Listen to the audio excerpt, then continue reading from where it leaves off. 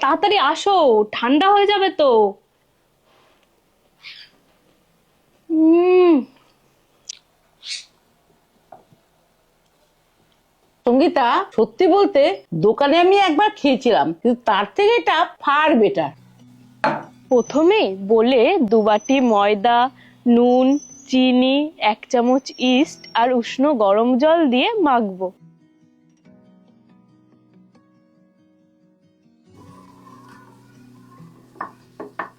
এখন কিছুটা বাটার দিয়ে আরো কিছুক্ষণ মেখে মোটামুটি নরম একটা ডো বানিয়ে ঢেকে রেস্টে রেখে দেব 1 থেকে 2 ঘন্টা। এবার একটা বাটিতে জল ঝরানো টক দই, নুন, হলুদ, লঙ্কার গুঁড়ো, চিনি, কেসরি মেথি, 1 চামচ কর্নফ্লাওয়ার আর পনিরের টুকরোগুলো দিয়ে মেখে নেব।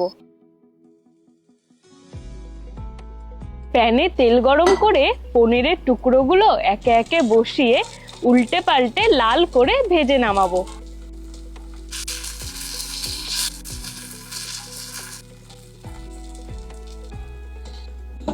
এবার ক্যাপসিকাম, টমেটো, পেঁয়াজ ছোট পিস পিস করে কাটবো।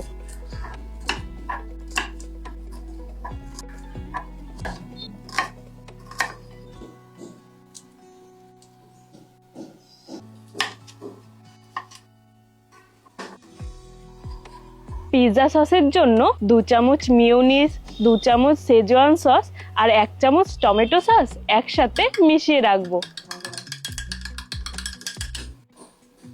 এবার ময়দার ডোটা ফুলে এরম ডবল হলে আরো একবার ভালো করে মেখে 2 ভাগে ভাগ করব।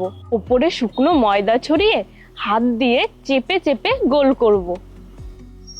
রুটিটা বাটার পেপারে বসিয়ে আঙুল দিয়ে সাইডটা এরম উঁচু করে মাঝখানটা কাঁটা চামচ দিয়ে ফুটো ফুটো করে নেব। এবার বানিয়ে রাখা সসটা 2 থেকে 3 চামচ মতো দিয়ে রুটির চারিদিকে ছড়িয়ে দেব।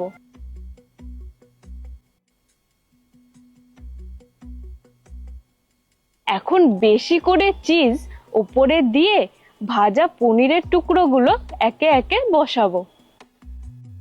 এবার কেটে রাখা সবজিগুলো পছন্দ মতো সাজিয়ে ওপরে অরিগানো আর চিলি ফ্লেক্স ছড়িয়ে দেব।